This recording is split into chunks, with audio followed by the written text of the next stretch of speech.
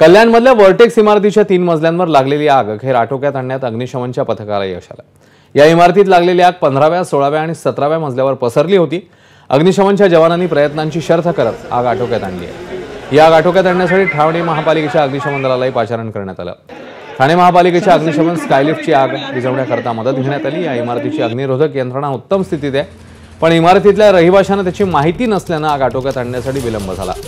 सुदैवाने आगीमध्ये कोणतीही जीवितहानी झालेली नाही, पण आगीच्या भक्ष्यस्थानी पडलेल्या घरांमधल्या मालमत्तेचं मात्र प्रचंड नुकसान झालंय।